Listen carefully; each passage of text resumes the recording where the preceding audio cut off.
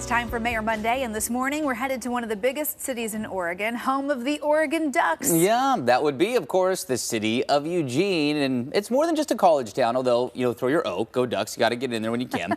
But Eugene has great restaurants, amazing small businesses, and some really thriving residential communities as well. Joining us live with some updates for her community is Eugene Mayor Lucy Vinnis. Good morning, appreciate you taking the time. Good morning. Thank you so much for having me. Yeah, well, first and foremost, big news on City Hall. So offices finally moving to the former EWEB, Eugene Water and Electric Board building. What's that process been like?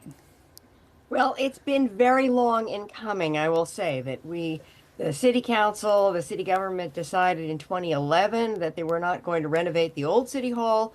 And so we are 12 years into this process, but finally our landing, and we have purchased what used to be our Eugene Water and Utility Board here, EWEB, and my job is to pack up my office this week, and we'll start the move next week. So we'll be able to bring all of our teams together on this incredible site right along our biking paths and right along the river, and very accessible to all of the community. Oh man, well, we appreciate you taking the time to chat with us this morning, because moving is very time consuming. Yeah, good luck on the move. Yes. Well, and of course this is, all kind of a part of a larger investment in that Eugene Riverfront area. So as we zoom out a little bit, give us an idea of the future of this part of town.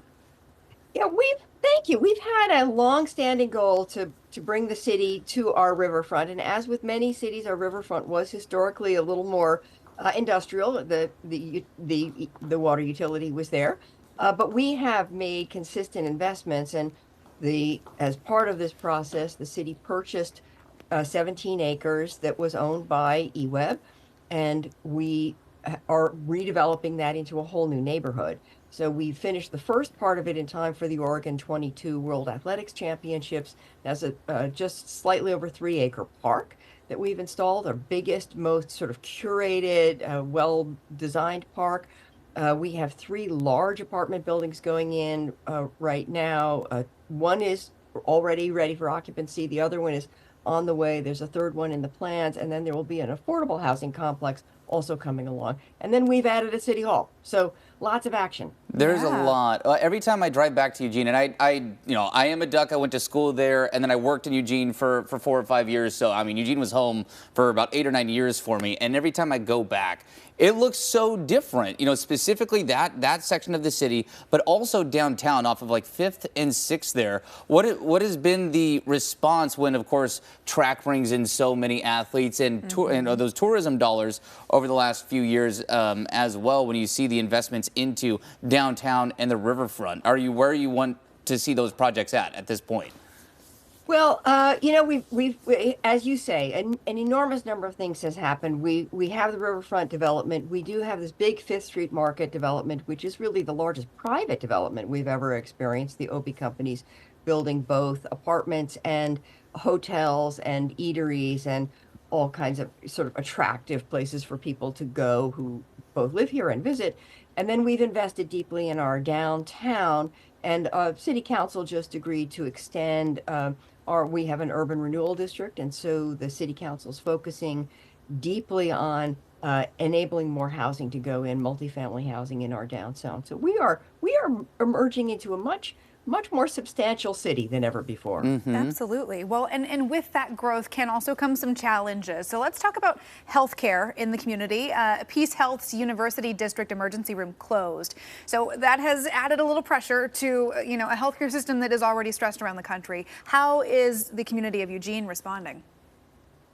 Well, we fortunately had been already in a kind of multi-year process to sort of look at our Eugene Springfield Fire and Emergency Services. We also in about 2012 had merged, Eugene and Springfield had merged our fire departments. And so we're actually going through the next stage of further developing that merger. So we have good regional coordination, which helps because both of the hospitals are in Eugene. The challenge for us is really the transportation time and the equipment that gets tied up transporting patients to an emergency department.